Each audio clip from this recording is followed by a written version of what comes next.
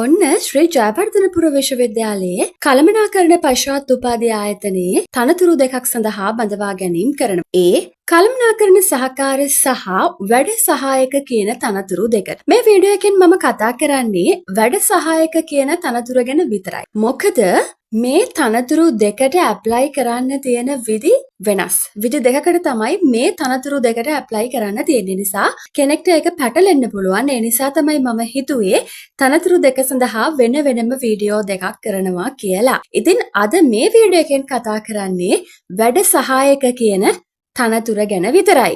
ඉතින් වීඩියෝ එකට යන්න කලින් මතක් කරනවා ඔයා අපේ channel එකට අලුත් කෙනෙක් නම් අපේ channel එක subscribe කරලා නැත්නම් ඔන්න දැන්ම අපේ channel එක subscribe කරන්න. මේ වගේ රැකියා බැර්තු ඉක්මනට ඔයාට බලන්න පුළුවන්. හරි, අපි බලමු මේ තනතුරට අයදුම් කරන්න ඔයාට තියෙන්න ඕනි සුදුසුකම් මොනවද කියලා. ඔයා සාමාන්‍ය පෙළ, ඒ කියන්නේ O level දෙවරකට නොවැඩි වාර ගණනකදී විෂයන් 6කින් සමත් වෙලා තියෙන්න ඕනි. අඩුම විෂයන් 2කට C සාමාර්ථ එක්ක. ඒ වගේම ඔයා මේ තනතුරට අයදුම් කරන්න නම් ඔයා ශ්‍රී ලාංකික පුරවැසියෙක් වෙන්න ඕනි. ඒ වගේම වයස අවුරුදු 18ත් වයස අවුරුදු 45ත් අතර කෙනෙක් වෙන්න ඕනි.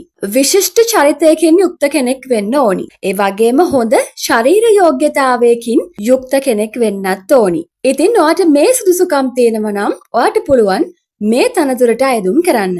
වැටුප විදිහට රුපියල් 42775ක මූලික වැටුපක් එක්ක රුපියල් 49975ක වැටුපකට ඔයාට මේ තනතුරෙන් යන්න පුළුවන්. ඒ වගේම රජය විසින් අනුමත වෙනත් දීමනා ඔයාට මේ තනතුරට හිමි වෙනවා. ඒ වගේම UPF සහ ETF සඳහා ඔබ හිමිකම් කියනවා. ඉතින් ඔයාට මේ තනතුරට සුදුසුකම් තියෙනවා නම් ඔයාට පුළුවන් 2025/9/29 හෝ ඊට කලින් එයාලගේ වෙබ්සයිට් එකේ එයාලා දාලා තියෙනවා ඇප්ලිකේෂන් එකක්. අන්න ඒ ඇප්ලිකේෂන් එක ෆිල් කරලා අදාළ සහතික පිටපත් අමුණලා ඔයා යොමු කරන්න ඕනි ජ්‍යෙෂ්ඨ සහකාර ලේකාධිකාරී කළමනාකරණ පශ්චාත් උපාධි ආයතනය අංක 28 ලෙස්ලි රණකල මාවත කොළඹ 8 කියන ලිපිනයට. ඔයා මේ දකින්නෙත් ඒ ඇඩ්‍රස් එක. විශේෂයෙන් ඔයා මතක තියාගන්න ඕනි ඔයා අදාළ අධ්‍යාපනික වෘත්තීය සුදුසුකම් සහතික පිටපත් අමුණද්දී ඒ පිටපත් ඔයා විසින් ඔයාගේ අත්සන දාලා සහතික කරලා, ඒ කියන්නේ මේවා සත්‍ය පිටපත් කියලා සහතික කරලා ඒ සර්ටිෆයිඩ් කරපු කොපීස් තමයි ඔයාගේ ඇප්ලිකේෂන් එකට ඇටච් කරන්න ඕනි. ඒ වගේම අයදුම්පත් යොමු කරන ලිපි කවරයේ වම්පස ඉහළ කෙළවරේ ඔයා අයදුම් කරන්නේ මොන තනතුරටද කියන එකත් ඔයා පැහැදිලිව සඳහන් කරන්න ඕනි. ඉතින් ඔයාට ෆිල් කරන්න තියෙන ඇප්ලිකේෂන් එකේ මෙන්න මේ වගේ බැංක් එකක ස්ලිප් එකක් කලවන්න කොටසක් තියෙනවා. අන්තිමටම තමයි ඒක තියෙන්නේ. ඒක ඔයාට අදාළ කොටසක් නෙමෙයි. ඒ කියන්නේ ඔයා අයදුම් කරන්න වැඩ සහායක කියන තනතුරටනේ.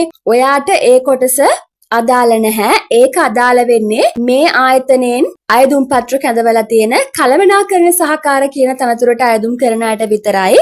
ඒ නිසා ඒක පටලව ගන්න එපා. ඔයාට තියෙන කෙලින්ම ඇප්ලිකේෂන් එක ෆිල් කරන්න විතරයි. මම ඒක ඔයාට පැහැදිලිව සඳහන් කළේ නැත්තම් ඔයා කන්ෆියුස් වෙයි මොකක්ද මේ බැංක් එකක ස්ලිප් එකක් කලවන්න තියෙන්නේ කියලා. ඉතින් ඔයා මේ දකින්නේ ඔයා ෆිල් කරන්න ඕනි ඇප්ලිකේෂන් එක. ඒක ඔයාට ඩවුන්ලෝඩ් කරගන්න පුළුවන් කළමනාකරණ පශ්චාත් උපාධි ආයතනයේ නිල වෙබ් අඩවියෙන්. ඒකේ ලින්ක් එක මම මේ වීඩියෝ එකේ ඩිස්ක්‍රිප්ෂන් එකේ දාලා තියෙන්නේ. ඔයාට පුළුවන් ඒ ලින්ක් එකෙන් ගිහිල්ලා ඒ ඇප්ලිකේෂන් එක ඩවුන්ලෝඩ් කරගන්න. ඒ වගේමයි ඔයා එයාලගේ වෙබ්සයිට් එකට ගියාම, ඒ කියන්නේ දැන් ඔයා මේ ඇප්ලිකේෂන් එක ඩවුන්ලෝඩ් කරගන්න වෙබ්සයිට් එකට යනවනේ. ඒ ගියාම ඒකේ තියෙනවා ඔන්ලයින් ෆිල් කරන්නත් Google ෆෝම් එකක් දාලා. එතකොට ඒකත් ඔයාට අදාළ නැහැ. ඒකත් ෆිල් කරන්න ඕනේ කළමනාකරණ සහකාර කියන පෝස්ට් එකට අයදුම් කරන අය විතරයි. ඉතින් ඔයා අයදුම් කරන්නේ වැඩ සහායක තනතුරට නිසා ඔයාට ඒ Google ෆෝම් එක ෆිල් කරන්න නැහැ. ඔයා ඇප්ලිකේෂන් එක ඩවුන්ලෝඩ් කරගෙන ඒක තමයි ෆිල් කරලා යවන්න ඕනේ. ඉතින් ඔයා UGC එකේ, ඒ කියන්නේ විශ්වවිද්‍යාල ප්‍රතිපාදන කොමිෂන් සභාවේ, එහෙම නැත්නම් වෙනත් උසස් අධ්‍යාපන ආයතනයක වැඩ කරන කෙනෙක් නම් ඔයා ඔයාගේ අයදුම් පත්‍ර යොමු කරන්න ඕනේ ඔයාගේ ආයතන ප්‍රධානියා හරහා. ඒ වගේමයි අයදුම් පත්‍ර යොමු කරන අවසාන දිනට පස්සේ ලැබෙන අයදුම් පත්‍ර, ඒ වගේම අසම්පූර්ණ අයදුම් පත්‍ර ඔවුන් ප්‍රතික්ෂේප කරනවා කියලා සඳහන් කරලා තියෙනවා. ඉතින් ෂෝට් ලිස්ට් කරපු අයදුම් කරුවන්ට ඔවුන් දැනුම් දෙනවා කියලා සඳහන් කරලා තියෙනවා. ඉතින් මේ ආයතනයේම කළමනාකරණ සහකාර කියන තනතුරටත් බඳවා ගන්නවා.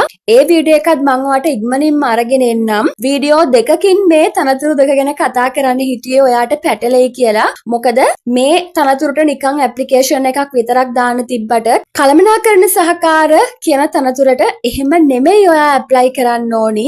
ඉතින් ඒ විස්තරات එක්ක මම ඒ තනතුර ගැන වෙන වීඩියෝ එකක් ඉක්මනින්ම අරගෙන එන්නම්. ඒ නිසා ඒකත් බලන්න කියලා ඔයාලට මතක් කරනවා. ඉතින් ඔයාට මේ තනතුරට කැමැත්තක් තියෙනවා නම් ඔයාට පුළුවන් මේ තනතුරට අයදුම් කරන්න. ඉතින් මතක් කරනවා ඔයා තාමත් අපේ YouTube channel එක subscribe කරලා නැත්නම් දැම්ම subscribe කරන්න. එහෙනම් අලුත් වීඩියෝ එකකින් අපි හම්බෙමු.